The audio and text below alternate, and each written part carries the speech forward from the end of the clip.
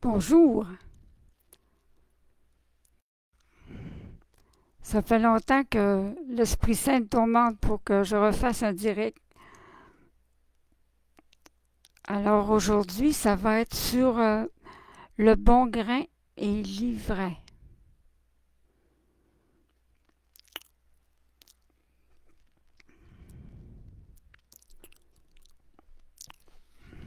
Oh, c'est bête, cette affaire-là.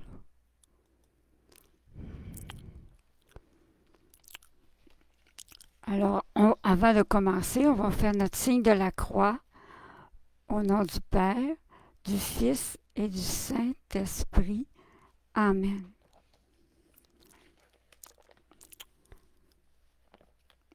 Alors, je vais te lire la parabole du semeur. Oh, c'est maintenant, ça. Il y a plein d'affaires, là. Bon, voilà.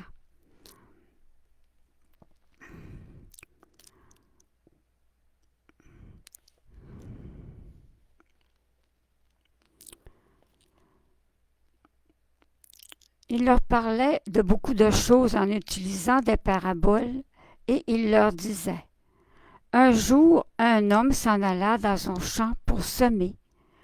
Tandis qu'il lançait la semence, une partie des grains tomba le long du chemin. Les oiseaux vinrent et les mangèrent. Une autre partie tomba sur un sol pierreux où il y avait peu de terre. Les grains poussèrent aussitôt parce que la couche de terre n'était pas profonde.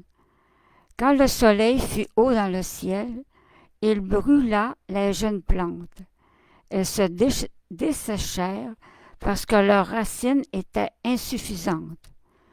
Une autre partie des grains tomba parmi des plantes épineuses. Celles-ci grandirent et étouffèrent les bonnes pousses. Mais d'autres grains tombèrent dans de la bonne terre et produisirent des épis. Les uns portaient 100 grains, d'autres 60 et d'autres 30. Et Jésus ajouta: Écoutez bien si vous avez des oreilles. Acclamons cette parole de Dieu.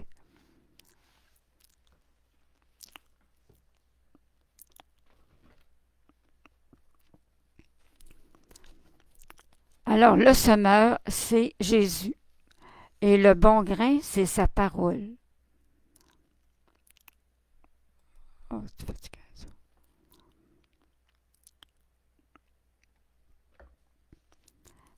La parole de Dieu, bien, on la retrouve dans la Bible. Alors, plus on se nourrit de la parole de Dieu, plus on la médite, plus on la laisse descendre dans notre cœur, plus elle va porter du fruit, celui de la foi et celui de l'amour. Dieu nous parle aussi par nos frères et sœurs. Il nous parle aussi par les événements. Marie, elle gardait tous les événements et les méditait dans son cœur. En Luc 2, 51. Satan, lui, il s'efforce d'enlever la parole. En Marc 4, 15, Satan arrive et arrache la parole semée en eux. Puis lui, il sème de la mauvaise semence. En Matthieu 13, 25, un ennemi vint semer de la mauvaise semence parmi le blé et s'en alla. Alors Satan, lui, il sème le doute, la peur, le mensonge, la tristesse, le découragement. Quand tu dis « je suis colérique, je suis jaloux, je suis imbécile, je suis pas intelligente », c'est de la mauvaise semence que tu sèmes. Ce sont des mensonges, ce sont des paroles vaines. Parce que Dieu ne t'a pas créé comme ça, là. Bon, je vais te donner un exemple. Prenons la peur, par exemple. Dans ta vie, il est arrivé un événement, puis tu as ressenti de la peur.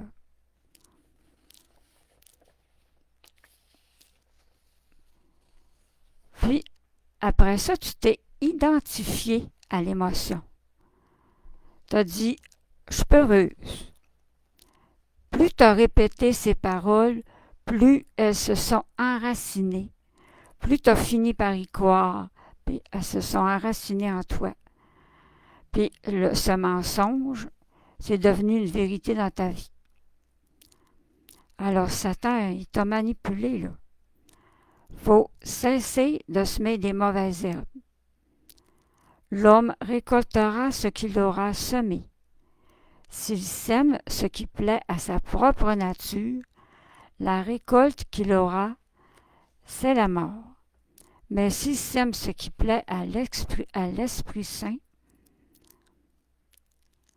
la récolte qu'il aura, c'est la vie éternelle. En Galates 6, 7. Seigneur, monte la garde devant ma bouche. Ça, c'est dans les psaumes. J'ai oublié de marquer référence.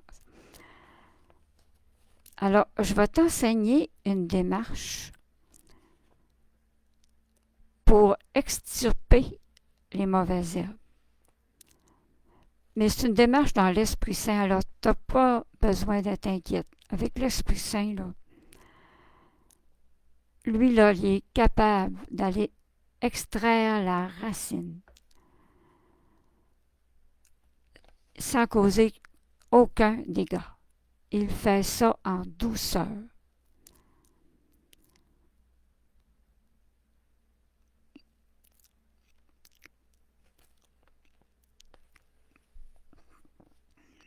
Alors, commence par te faire une liste là, de tous tes défauts. Là.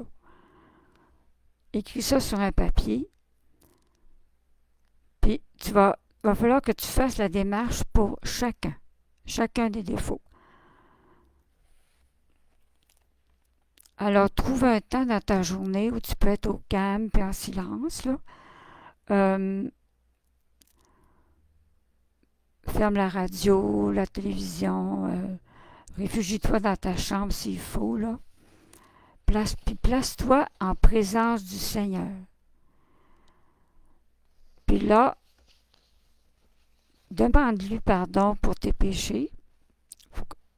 Puis là, tu te proposes d'aller te confesser dès que ce sera possible. Alors, ensuite, tu appelles l'Esprit Saint. Tu demandes, tu fais un chant ou une prière à l'Esprit Saint.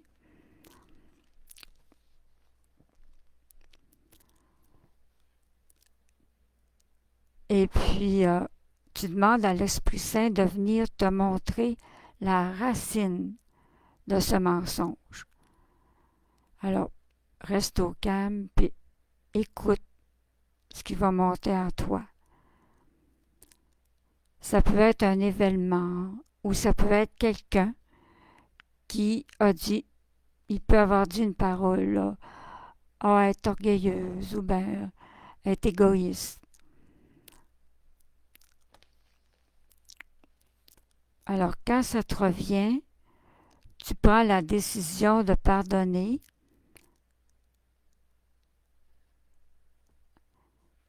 De pardonner à cette personne avec l'aide de Jésus. Alors, tu fais la démarche, tu pardonnes à cette personne.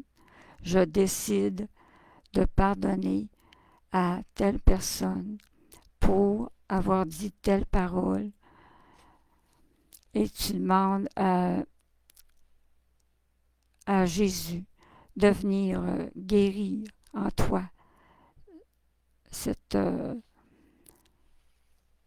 les conséquences que cette parole-là a eues dans ta vie.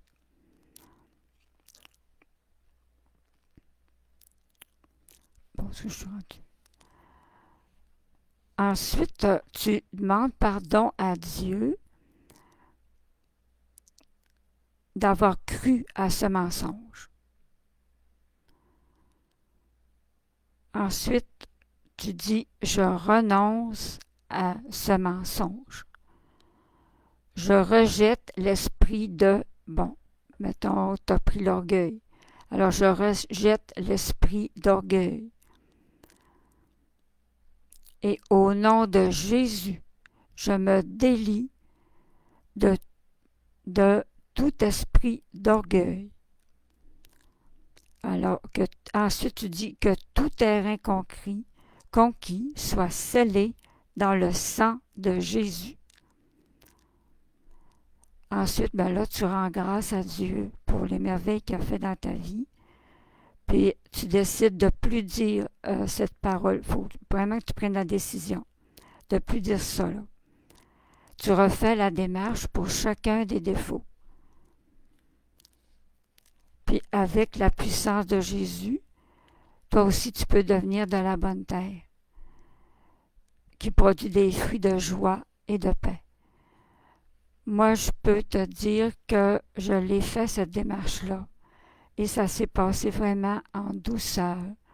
Et ça m'a apporté une liberté extraordinaire. Alors, je te dis bonjour, puis bonne démarche dans l'Esprit Saint, dans la communion avec l'Esprit Saint.